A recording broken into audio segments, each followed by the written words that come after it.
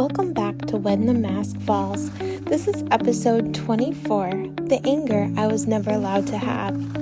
It's been a couple weeks since we last met, and to be honest, it has been a wonderful, productive couple of weeks. I was able to get caught back up on all of my work. My new girl started as my fiscal assistant, and she is doing wonderful, so that relieves a lot of stress on me. I was able to get majority of my house cleaned, the cat room completed, and a lot of the stuff prepared for the rescue as far as all the new requirements go. We also attended a vendor fair where we were able to attend a table about our rescue to share further information about our community and open up some additional marketing opportunities. Everything has been going so well for the last couple weeks, but I have been so busy that I wasn't able to share all of the success. This last week, my counselor asked me why I always feel like I'm not enough. Why do I always have to feel like I need to do more to be a better person? Why do I carry such a load on myself? When did it start? And I didn't have an answer. I truly had no idea. But the more I got thinking about it, the more I realized that these feelings of not being good enough and always needing to prove myself and be more and do more actually started in my preteen/teenage years. You see, these are pieces of me that I buried so deep that I forgot where they lived. Not because I wanted to lose them, but because someone taught me that my emotions arrived too loudly, too intensely, and too inconveniently. So I buried the anger that tried to protect me.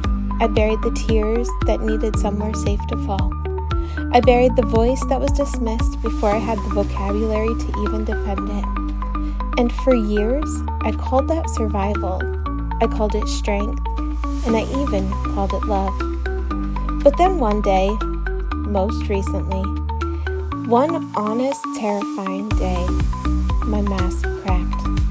And the girl that I used to be, the teenager who swallowed everything, and the woman who has continued to carry the world on her back, all rose to the surface at once.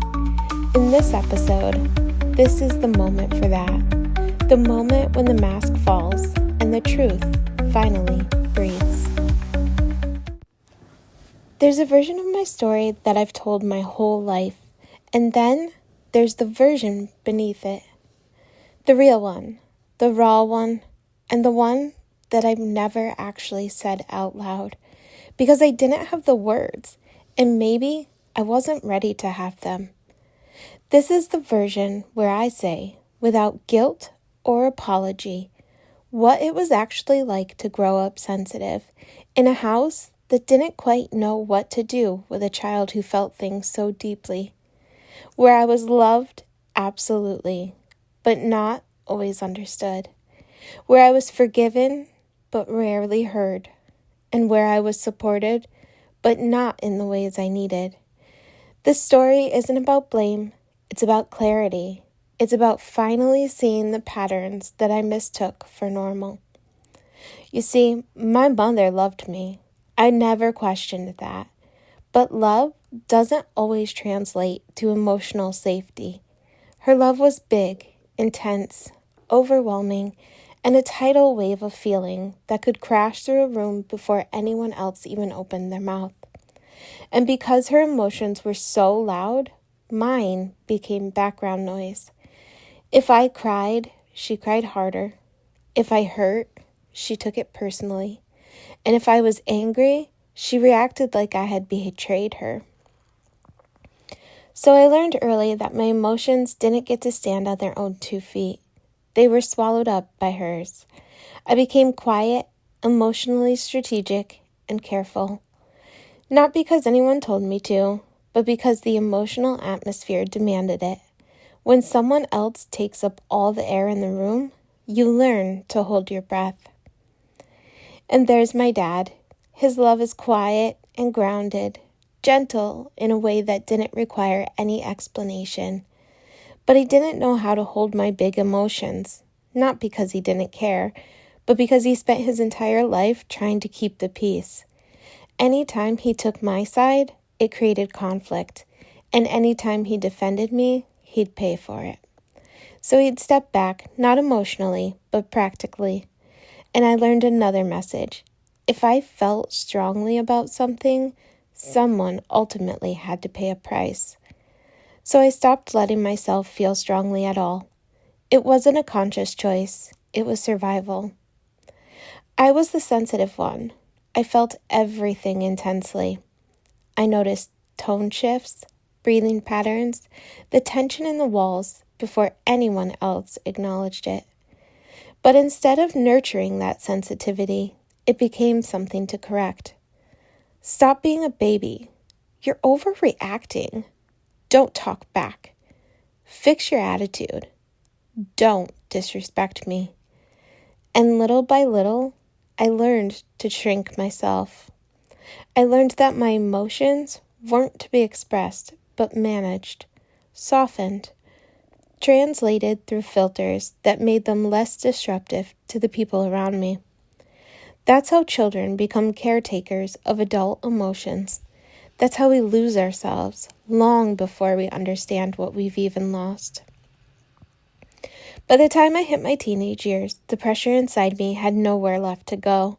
So it came out sideways, through rebellion, through choices that weren't truly choices, just cries for help. From premarital sex to drinking and drugs and running way too fast into situations that weren't safe. Not because I was reckless, but because I was suffocating. Rebellion wasn't freedom, it was breath. But even then, my mother's emotions overshadowed mine. My pain became hers, and my mistakes became her heartbreak. My life became her crisis. Even in rebellion, my emotions were not my own.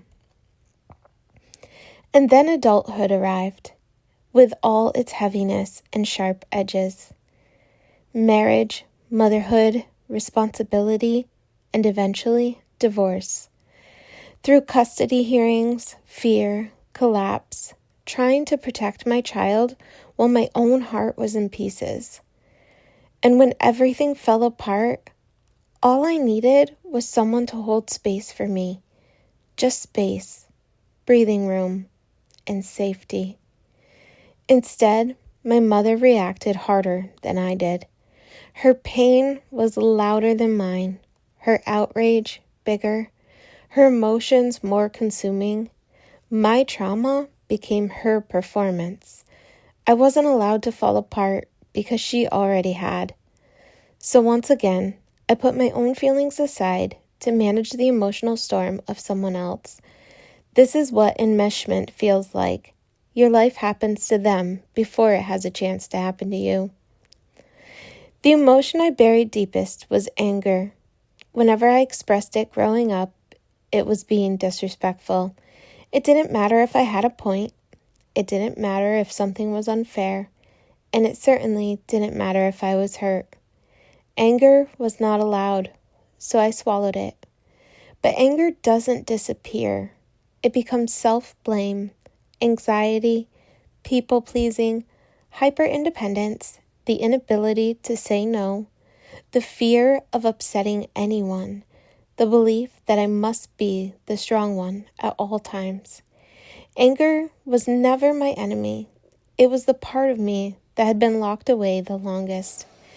And every trauma in adulthood added weight to the cage that was already rusted shut. As I grew older, especially after having my daughter, I felt something unexpected. The fear of becoming like my mother in the ways that hurt me. The emotional intensity, the overshadowing, the lack of boundaries, and the inability to let my experiences be my own. People will say, "You look like her. You remind me so much of your mother," or "You act like her." And I will always feel something inside me tighten up. It's almost like a panic attack. Not because I dislike my mother, but because I knew exactly how it felt to grow up in her emotional orbit and I refuse to pass that experience on to my daughter. The fear itself is proof that I have already broken the cycle. Healing doesn't end once I understand the wounds and where they came from. It hasn't stopped when I found the anger, and it certainly hasn't settled now that I've traced the pattern. The healing can only begin when I start living differently.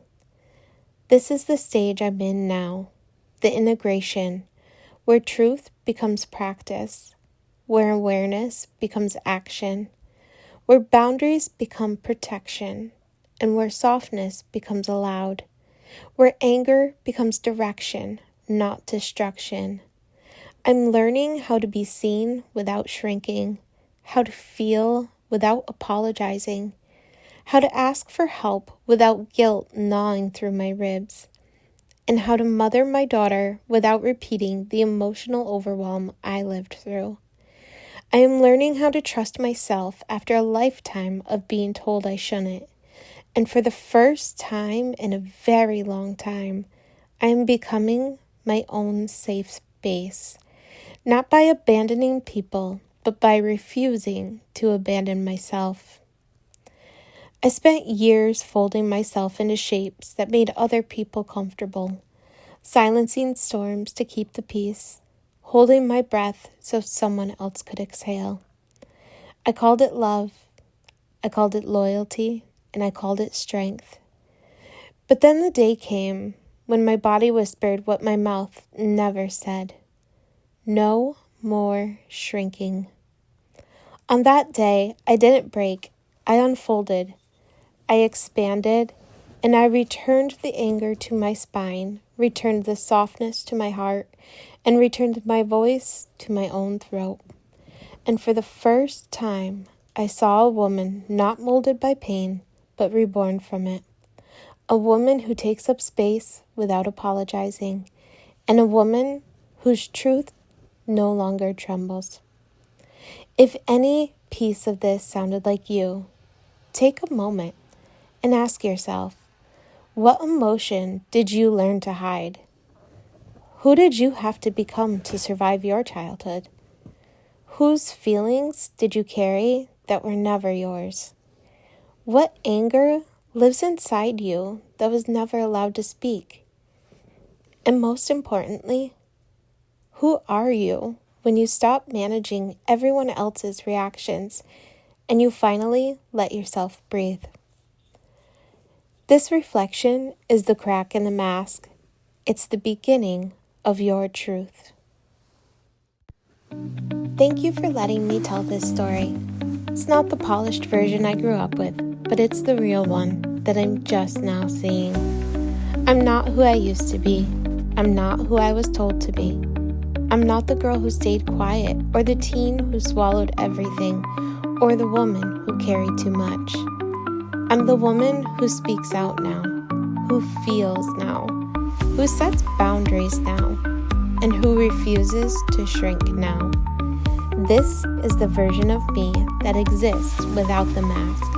And this, right here, is where my healing lives. Until next time.